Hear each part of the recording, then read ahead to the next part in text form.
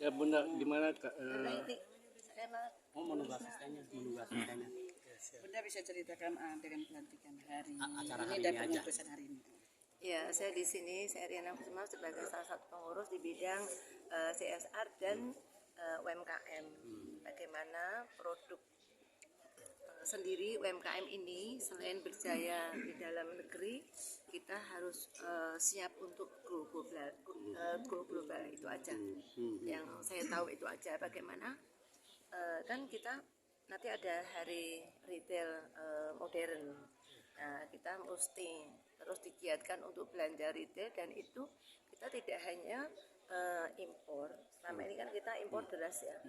Yang kita gantian, kita juga ekspor apa? Tidak hanya produk yang skala besar, tapi seperti kami ini, produk UMKM.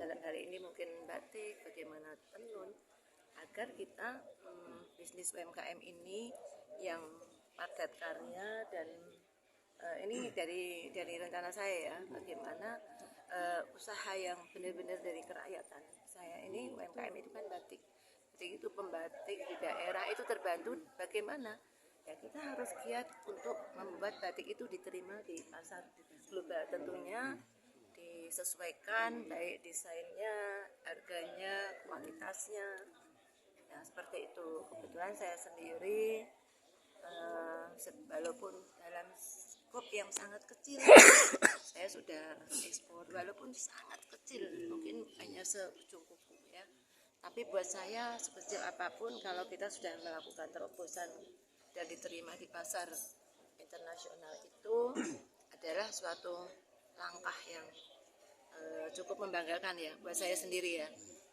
Jadi saya tidak melihat itu kuantitas, tapi saya melihat itu dari segi kualitas.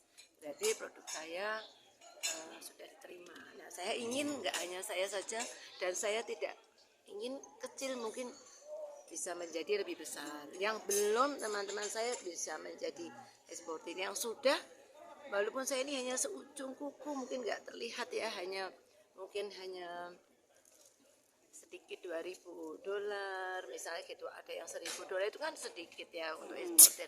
Tapi kita punya harapan produk kita itu diterima di pasar global, tapi harganya pun juga bersaing dengan dunia internasional, karena saingan kita itu adalah dari Cina. Pandangan saya sendiri ya, Cina, kerajinan itu Cina, Vietnam, sangat murah. Nah, itu kita itu tantangan kita, bagaimana kerajinan Indonesia itu bisa seperti mereka ekspor. Saya sendiri ini ke Jepang dan Singapura ada ya, Singapura dan Jepang itu, dan di Jepang itu sampai sekarang masih mereka walaupun sedikit masih terus meminta itu aja. Jepang apa aja? Tapi batik ya, selera Jepang batiknya apa aja? selain apa? Selera Jepang batik. Selain Jepang apa aja yang diinginkan, desain yang mereka inginkan itu yang paling familiar bagi orang Jepang.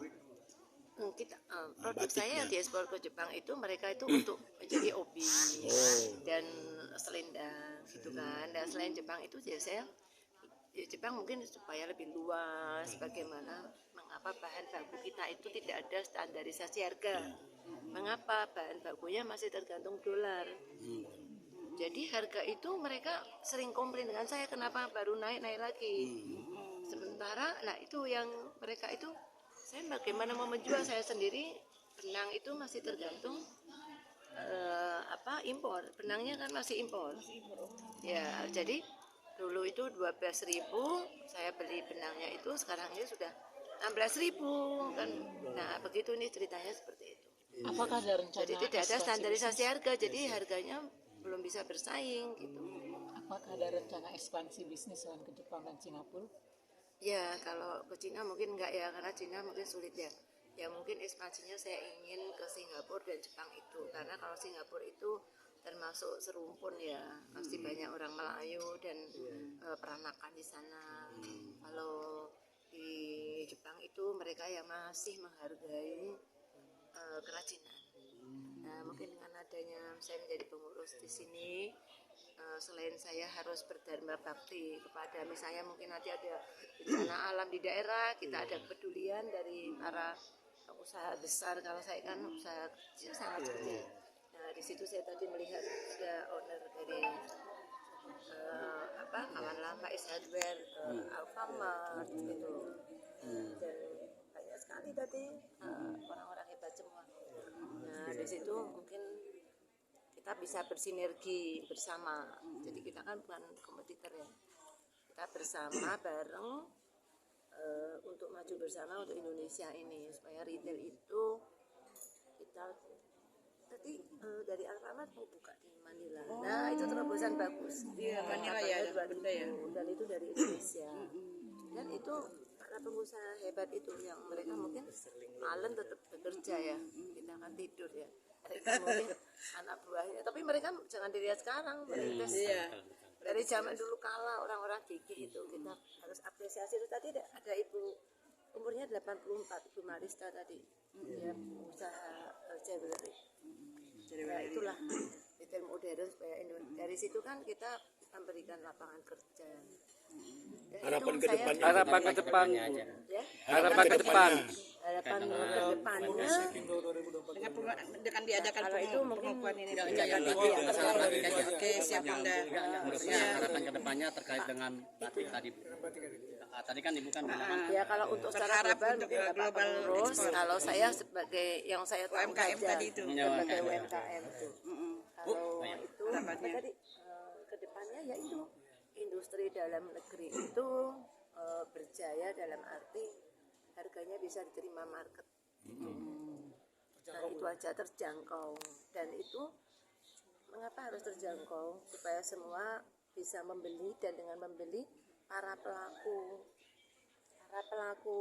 apa usaha ini loh, UMKM. pengrajin batik. Batik ya. itu bisa terangkat. Nah, kita kan tidak boleh melihat sendiri, kita harus melihat Secara ekonomi ya, nah, gitu skala ekonominya apa namanya semakin menambah kapasitas.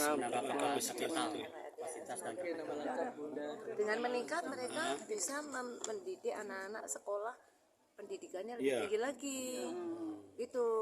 Nah, jadi paling enggak itu kalau mereka mempunyai penghasilannya bagus kan, mereka bisa menyekolahkan anaknya lebih, pendidikannya lebih bagus lagi karena mereka mendapatkan order di sana. Seperti saya ini batik memberi pekerjaannya ke mereka, ayo lagi bikin lagi pembatiknya kan dapat. Kalau sepi saya mau memberi pekerjaan bagaimana gitu.